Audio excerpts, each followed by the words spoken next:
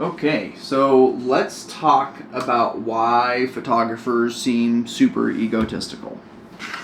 Now, the reason why I wanted to talk about this subject is because when I first started, it seemed like every photographer was super egotistical about their work. They were always seeming like they were defending what they've built up, and they'd explain it with how much their camera costs and all this other stuff, which is the wrong way, but we'll get into that in a sec. So first and foremost, when it comes to this artistical profession, it's hard to demand respect. Same thing for a painter, same thing for a music artist. Sometimes they just get a bad rep because they're chasing their dream. And the reason why they feel like they have to demand respect is because they've been taken advantage of. Just outright. They've shot events for super cheap, and the client asked for more deliverables, they asked for more videos, they asked for more photos, and it does drain a person. It does get them burnt out. And I made a story about how I don't get burnt out a while ago, if you want to go watch that, but it's kind of hard to justify an art form, because it is an art form. It is just the human experience. It is just subject to interpretation to see if it's good or not. Sometimes you see the confidence that they have over the thousands of hours of mistakes. That photographer could be egotistical because they have 10, 15 years of experience. They've undercharged clients, they overworked themselves, and because of it, they're super confident in their prices and deliverables, and sometimes we mistake that confidence as ego. Sometimes the photographer might seem controlling. For example, if you really like the way a barn looks and you're like, hey, let's go take pictures of that barn. A professional would absolutely be like, okay, let's try to manipulate this for best lighting, your poses, and everything else in between. But sometimes that lighting is just really harsh and bad. And so the photographer will essentially just say hey, that's bad lighting. I don't think that's a good idea. We could shoot it, but it might not look good as what you envisioned. And sometimes that comes with the experience. That comes with the hours of mistakes. But that might come across as super controlling for someone who just wants a picture with a barn. There's a process going through the photographer's mind that you don't see. Some photographers, starting out, explain everything that they're gonna do, and some professionals don't explain anything that they're gonna do. And sometimes that silence could feel very dismissive and, again, kind of controlling. And it's okay, what's going on in your mind? For example, Christopher Nolan, director of the Odyssey and the Batman trilogy and everything else like that. If you ask Christopher Nolan, what are you doing with that camera? He's probably not going to answer you. He's just going to do it. Because professionals do, beginners explain. But the high quality professionals, if you are the client, will thoroughly explain what they're doing to achieve the goal that you're trying to get as the client. With that being said, some photographers and videographers simply just have an ego. And when it comes to their ego specifically, it's hard to apologize or explain their ego. Some people just have a really bad ego. But professionals specifically admit mistakes, they keep learning, and they don't need to prove themselves, and they don't need to prove that they could achieve something. We all have to start somewhere, but obviously professionals also start somewhere, but when they start, they're not professionals.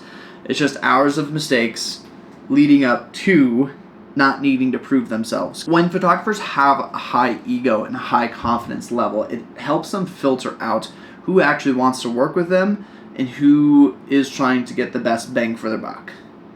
What I've noticed, though, is when photographers get questioned thoroughly on why your price is so high, why do you think this, why do you think that, and you feel like you're defending your work to a client, I think photographers' easiest default is to explain the cost of a camera. This camera is $3,000, the lens is $1,000, the SD cards alone with 500 gigs each is another $1,000, and they start to break down the price point of what they have to live with, plus rent, plus this, plus that, plus this, and it gets overwhelming, and the client isn't really understanding fully. And what I mean by that is if you go to any coffee shop, a high-end coffee shop, especially Starbucks or a local coffee shop, has a Las Marzocco espresso machine that cost $5,000. Some espresso machines are $20,000. And it sounds kind of stupid, but like at the same time, like that's what's needed to serve a client coffee. So when you break down your pricing and you're like, oh, this is $4,000, it's $1,000 here, it's $1,000 there, the client doesn't care because that's the way of the world. You have to buy expensive equipment to continue production. But that's like the photographer's like go-to thing when people start questioning their work and their price. But what I've noticed, on the other hand, when a client starts to complain about the price before signing contracts, before anything goes into production, when they complain about the price, they have like a 70% chance of complaining about the final image too.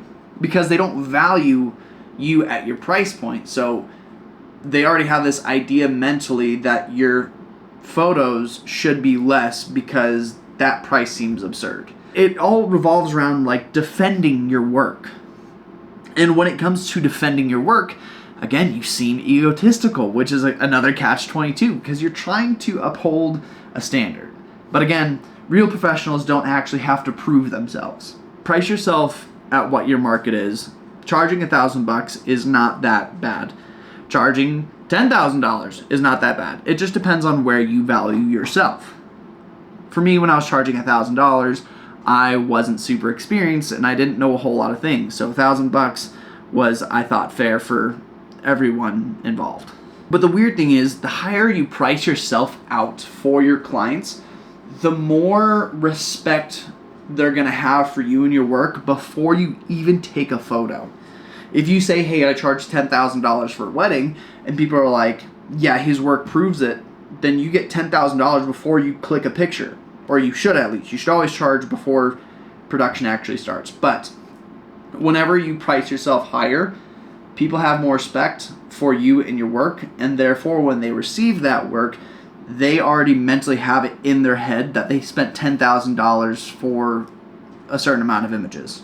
That's what they're expecting, and they are to the standard of $10,000.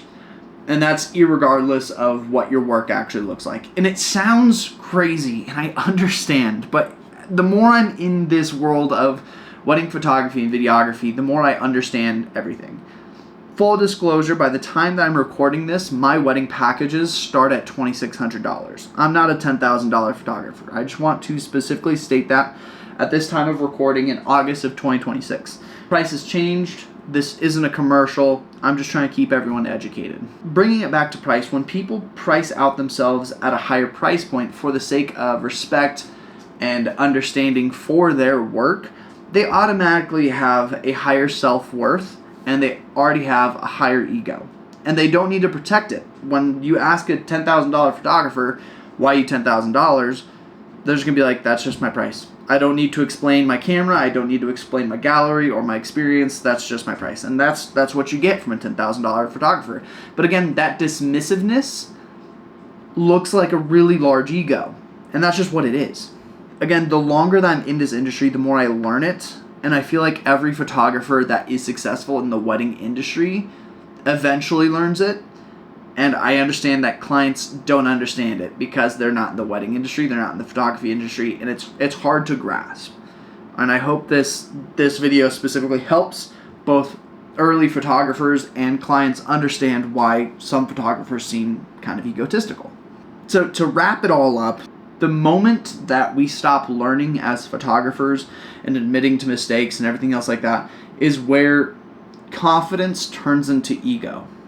So there's always something more to learn, and there's always something to make, and there's always something to repeat in this entire process. But I hope this video helps explain why photographers seem egotistical.